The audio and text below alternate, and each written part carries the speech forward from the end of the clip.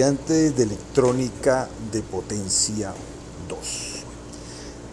Les envío un trabajo donde los 3 puntos que ustedes tienen que relacionar es el funcionamiento del motor de inducción de jaula de ardilla, ¿verdad? Que eso ya ustedes lo deben haber visto en la materia de motores eléctricos. Si no lo han visto, bueno, un poquito de investigación allí, de todas maneras ahorita yo les voy a explicar algunas cosas, ¿verdad? O en redes 2, circuitos 2, ahí también se ve, cuando se habla de las máquinas, de los circuitos trifásicos, ahí se habla de eso. Y los principios conceptuales de los convertidores AC y el variador de frecuencia como ejemplo de un convertidor AC-AC y su aplicación en el control de velocidad de motores de inducción trifásico. La idea de esto, como podemos ver acá en estas notas que estoy poniéndolas acá, ustedes pueden ver que hay 4 tipos de convertidores. Están los convertidores AC-DC, o sea, de potencia alterna a potencia continua, los convertidores de potencia continua a potencia alterna, ¿verdad?, que serían los inversores, los convertidores AC-AC, que la aplicación emblemática que ahorita estamos tipificando son los variadores de frecuencia o variadores de velocidad en los motores de inducción, y los convertidores DC-DC. Ahora bien, cuando nosotros estamos hablando de la potencia alterna, y ustedes pueden ver, hay disculpen los elementos como los estoy poniendo, pero les insisto que hay problemas en el internet. Estoy haciendo mi video no con una computadora, sino con el celular, ¿ok? Bueno, entonces, cierro esa acotación. Entonces, ustedes pueden ver ahí una señal alterna, ¿verdad? La señal alterna, bueno, como su nombre lo indique, ustedes ya deben saber, pues hay momentos donde vamos a tener ciclos positivos y vamos a tener ciclos negativos. Si nosotros pasamos esa señal alterna a través de una carga resistiva pura, o sea, una resistencia como por lo menos podría ser un bombillo incandescente, ¿verdad? El bombillo incandescente va a evidenciar de que está transformando potencia eléctrica en potencia luminosa. ¿Qué quiere decir eso? Que esos ciclos positivos se traducen en una componente continua ahí, presente en el filamento del bombillo, y eso se transforma en incandescencia y por lo ende en luz. Pero cuando pasa el semiciclo negativo, también tiene el mismo efecto. Entonces, es como si yo agarrara esos ciclos positivos y negativos, ¿verdad?, los pasara por un rectificador, como si yo lo hiciera, ¿verdad?, y al hacer el promedio de esas variaciones en un solo semiciclo, ¿verdad?, o hacia un solo sentido, por lo menos que todos estén en el ciclo positivo, ¿verdad?, vamos a tener como si tuviera la componente continua de esa señal. Y vamos a tener ese efecto. Eso es lo que se llama el valor RMS. RMS, que es el valor cuadrático medio. El efecto de valor cuadrático medio que produce la señal alterna en el bombillo incandescente. Precisamente ese valor RMS es el que lee en nuestros testers. Cuando usted pone un tester, ¿verdad?, en alterna a medir la tensión que usted tiene en la pared, ahí lo que usted está leyendo son valores RMS.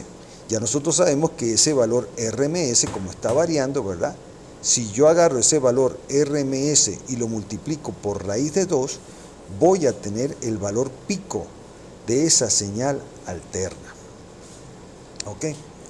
Entonces, ese valor pico lo podemos ver como el valor pico, o al dividirlo entre raíz de 2, el valor RMS, es uno de los elementos que caracteriza a la tensión alterna que yo estoy midiendo y que está en capacidad de suministrarme también potencia alterna. La otra característica o el elemento que caracteriza a la potencia alterna sería la frecuencia con que hace esa alternancia. nosotros lo que recibimos en la pared es una señal de 60 Hz, 60 Hz, o sea, 60 ciclos por segundo, hace esa alternancia. De ahí nosotros sacamos entonces una característica importante que sería el periodo de la señal. El periodo de la señal, que es lo que más o menos les estoy poniendo acá. ¿Ok? O sea, aquí. Ahí pueden ver AC a AC, pongo una llave y lo que estoy diciendo es que se caracteriza por su componente RMS, que implica el valor pico, no lo pierdan de vista, y la frecuencia que está implicando al periodo. La frecuencia es 1 sobre periodo. Para 60 Hz, el periodo corresponde a 1 sobre 60, sería 16.67 milisegundos. Entonces ahora, esta potencia alterna, ¿verdad?, permite que yo pueda alimentar motores que hayan sido diseñados para funcionar con 120 voltios RMS y una frecuencia de 60 Hz. En este caso estaríamos hablando, si es una sola fase, de un motor monofásico. Hay motores bifásicos también, y en la industria vamos a tener motores trifásicos. Bueno, en esos tipos de motores los podríamos caracterizar en este momento, ¿verdad?, como motores. Acuérdense que los motores están constituidos por un devanado que está fijo, que es el estator, que está en la carcasa, eso está fijo, no se mueve, y en el centro del motor hay otro elemento, ¿verdad?, que se denomina rotor, porque lógicamente es el que está rotando, es el que rueda, ¿verdad? Por los efectos de la ley de Faraday se inducen tensiones allí electromotrices y también fuerzas electromagnéticas, y entonces se producen pares y fuerzas, y por lo tanto el motor gira, ¿verdad? Entonces podemos tener un motor, todos van a tener un estator, pero la diferencia va a ser en los rotores. Los rotores a veces pueden ser constituidos ya directamente por imanes, entonces en ese caso sería un motor con un rotor magnetizado. También podríamos tener en el rotor un devanado que es alimentado de una forma particular, ¿verdad? Por lo menos de eso, si alguno ha tenido la curiosidad de ver lo que es un alternador de carro, eso es un motor, ¿ok? Él tiene su estator y en el centro tiene un rotor que es otro devanado más, pero se alimenta a través de unas escobillas que están ahí en forma circular en uno de los extremos del rotor, y entonces ahí se le hace llegar una cierta tensión. Al llegar esa tensión al rotor se producen imanes a través de electroimanes, y entonces empiezan las fuerzas magnéticas a producir lo que se quiere en este caso, ¿no? En el caso del alternador sería un generador. Y tenemos el famoso motor de inducción de jaula ardilla, que es el que yo les estoy mandando que ustedes me investiguen para que lo vean, pues van a encontrar muchos videos al respecto, ¿verdad? Y lo interesante de este motor es que el devanado, el rotor no es ni magnetizado ni tampoco es alimentado, sino que lo que aprovecha es la variación de campos magnéticos que se dan a través de él, se inducen corrientes y ahí mismo también se inducen campos magnéticos, y entonces el motor entra en una velocidad sincrónica del rotor respecto al campo magnético giratorio que se produce en el estator. ¿Ok? Entonces, esos rotores se parecen a unas jaulitas de estas que dicen jaula de ardilla. Yo lo más cerca que lo he visto es con las jaulas de hámster o de ratones, lo que tienen estos ratones blancos de mascotas, los ponen a girar allí. Bueno, eso es lo que se llama una jaula de ardilla. En Estados Unidos parece que sí tienen ardillas de mascota y los ponen a girar allí. Yo realmente aquí no he visto ninguna ardilla corriendo en una ruedita esa, pero sí ratones. Bueno, la idea es eso, es una jaula que está con bobinas, ¿verdad?, que están ahí cerradas, y por lo tanto se generan, pues se inducen fuerzas electromotrices y por ende también campos magnéticos, y ese rotor entonces entra en sincronismo girando con el campo magnético que está rotando en el estator. Ahora bien, si nosotros queremos variar la velocidad de ese motor, entonces nosotros tendríamos que utilizar un convertidor, ¿ves? Ahí sería la aplicación del convertidor AC-AC. ¿Por qué? Porque ese motor está diseñado, si es trifásico, ¿verdad? Dependiendo, puede estar diseñado para funcionar con una fase de 220, ¿verdad? O de 120. La cosa es que van a ser tres fases desfasadas, 120 grados cada una. Pero va a estar diseñado para funcionar a una cierta tensión de fase, ¿ves? Entonces, la característica de variar la tensión de fase no es la que en este caso necesitaríamos variar, sino la característica de la frecuencia. ¿Por qué? Porque en el estator se genera un campo magnético rotatorio, ¿verdad?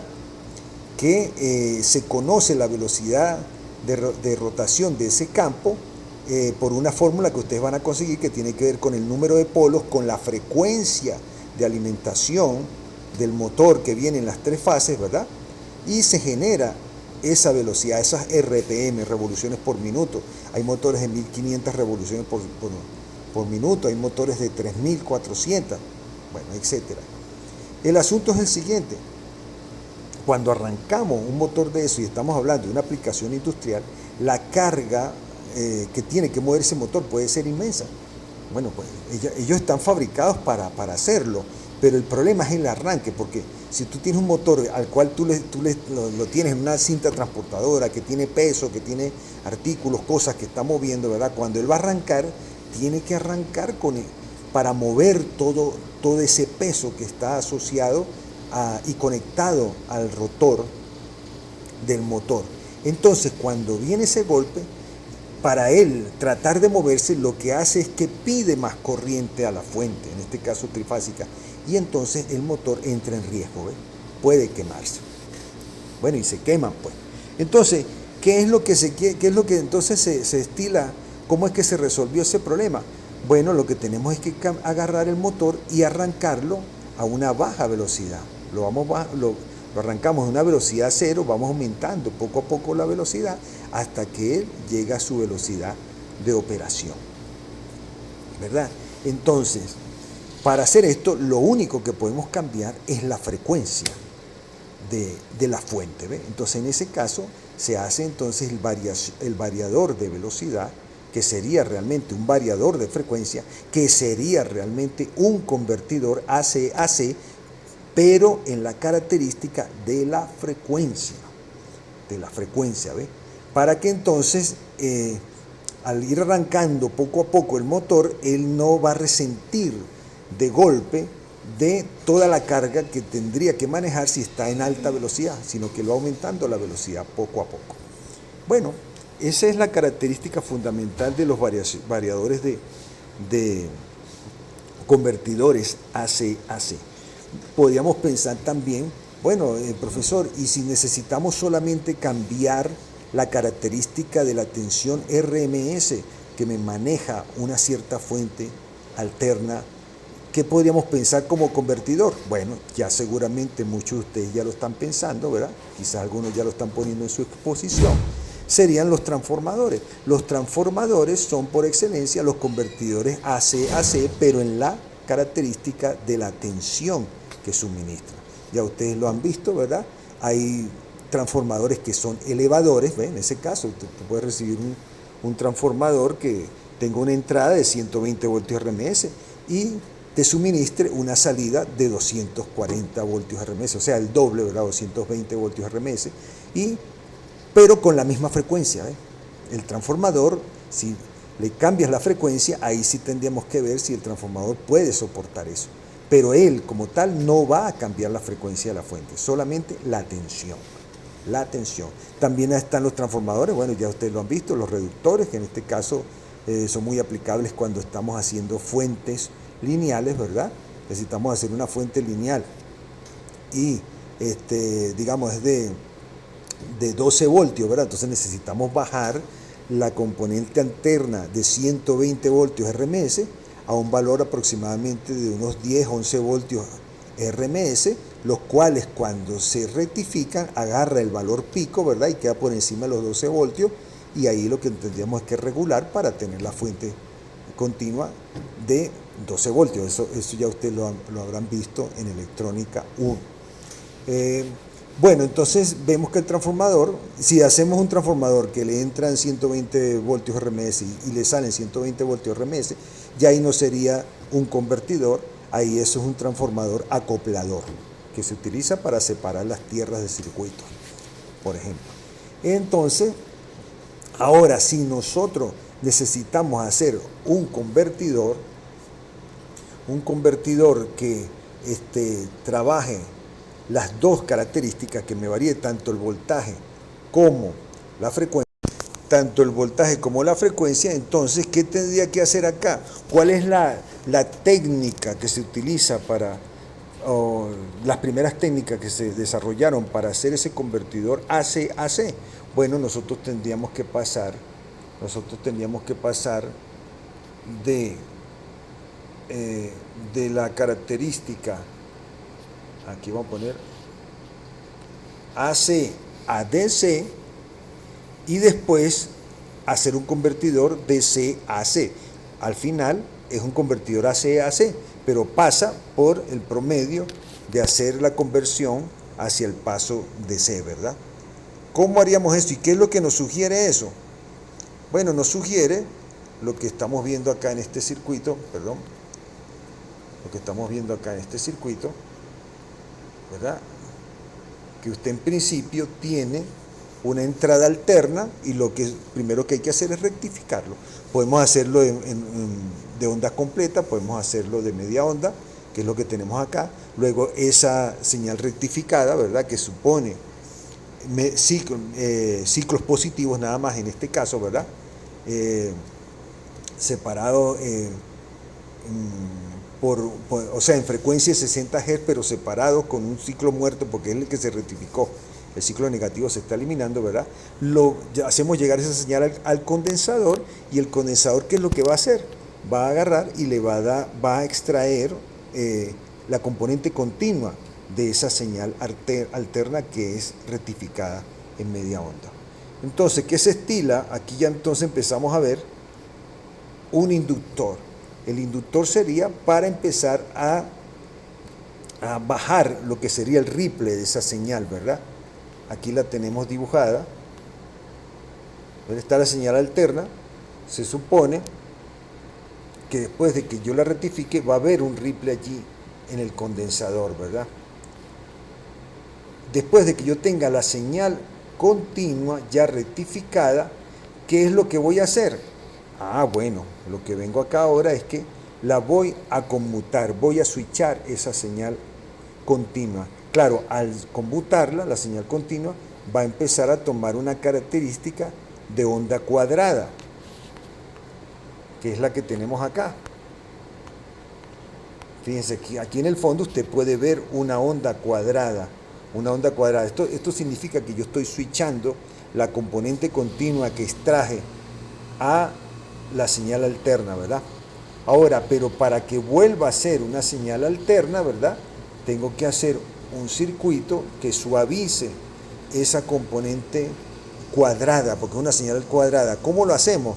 Entonces, considerando que la carga es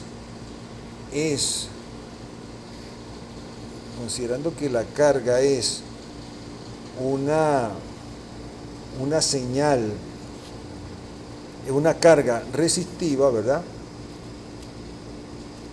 Que es la que está acá. Lo ideal es colocar entonces entre la fuente switchada y la carga resistiva pura un inductor, porque el inductor, ¿qué hace? Él se opone a los cambios bruscos de corriente, y al oponerse a los cambios bruscos de corriente, ¿qué va a hacer? Me va a suavizar la señal, la componente, la onda cuadrada me la va a suavizar, y cada vez más se va a parecer a una señal alterna, como la estamos viendo aquí dentro de la señal cuadrada está la carga y la descarga del inductor. Todo esto, pues, ¿de dónde sale? hay todo un procedimiento matemático, ¿verdad? Que aquí lo tenemos. Realmente cuando nosotros aplicamos la ley de Kirchhoff después de la fuente switchada, lo que va a tener es una fuente, ¿verdad? Una fuente, una señal cuadrada, ¿verdad? Y esa fuente de tensión va a ser igual a la tensión en el inductor más la tensión en el resistor. Como la tensión en el inductor es L por dI dt y en el resistor es R por I, entonces ustedes saben ya por circuitos 2, ¿verdad? Que la solución a esta ecuación pasa por un transitorio y después por un régimen estable. El transitorio lo vamos a sacar de resolver la ecuación homogénea de esta ecuación diferencial que está aquí, ¿verdad? Esta es la ecuación que nosotros necesitamos resolver. Bueno, eso va a tener la respuesta, la solución a esta ecuación va a ser un transitorio, ¿verdad? Una función transitoria más la función permanente. La transitoria la sacamos de resolver la ecuación homogénea, que sería cuando agarramos la ecuación diferencial y la igualamos a cero. Y ustedes saben que la solución de esta ecuación igualada a cero, ¿verdad? Donde yo estoy teniendo la derivada más la función sin derivar, tiene que ser una función de características exponenciales. Al hacerlo, ¿verdad? Sustituimos acá y todas estas cosas, ¿y qué nos va a decir? Nos va a decir que la solución es A por E a la R sobre L por T. Esto es ya considerando pues el circuito. Esto es un circuito ya muy conocido, es el circuito de primer orden, y lo que me da es la respuesta de la solución de la respuesta transitoria. La solución de la respuesta transitoria. Luego, cuando esa respuesta transitoria yo le sumo la permanente, ya nosotros sabemos que este circuito que está aquí, ¿verdad? Este circuito que está aquí, cuando haya pasado mucho tiempo, ¿verdad?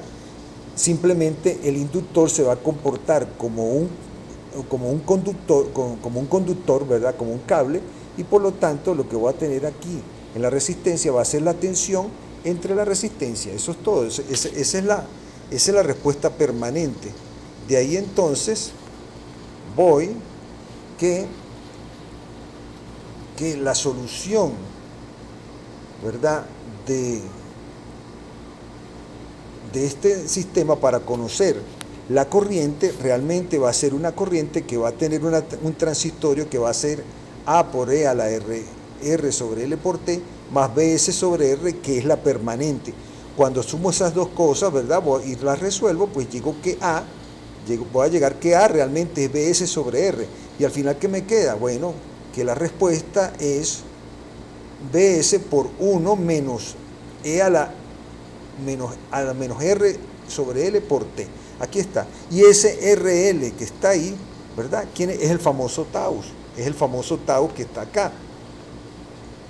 Esa respuesta, ¿verdad?, lo que me está diciendo es que él va a tardar, ¿verdad?, 5 Taus para estabilizarse, ¿verdad?, siendo el Taus el 64% de la respuesta estable que está ahí. Estamos estudiando esto generalmente cuando algunos llegan acá, y yo lo estoy dando presencialmente, pues lo que manifiestan es que estudiaron bastante fue los circuitos RC, pero es la misma ideología. ¿Por qué? Porque acuérdense que los circuitos capacitivos y los inductivos son homologados, pues las razones de relación son inversas, y por lo tanto, así como un circuito RC tiene un Taus que es RC, ¿verdad?, para el circuito RL, lo acabamos de deducir, es simplemente L sobre R. Entonces, ¿qué es lo que pasa? Este tiempo de estabilización es el que yo tengo que lograr aquí adentro. Por eso puse acá, en esta señal cuadrada, puse aquí que en el centro yo quiero tener 5 Taus. Se supone que 5 Taus es el momento donde la señal se estabiliza. O sea, dentro de esa misma onda cuadrada yo voy a buscar que la relación entre el inductor que tengo a la salida para suavizar entrando en relación con la carga resistiva pura, ¿verdad? Me dé una relación de tau tal que el 5 veces tau sea la mitad de ese semiciclo. Bueno, como ustedes pueden ver, surge entonces una señal, ¿verdad? Que yo voy a poder decir que se estabilice hacia un extremo derecho, un poco más a la izquierda. La cosa es suavizar esa señal cuadrada para que se parezca mucho a la alterna. Y aquí entonces va a surgir que como esto no es una señal alterna pura, lo que vamos a tener es entonces una interferencia por armónicos. ¿Qué quiere decir eso?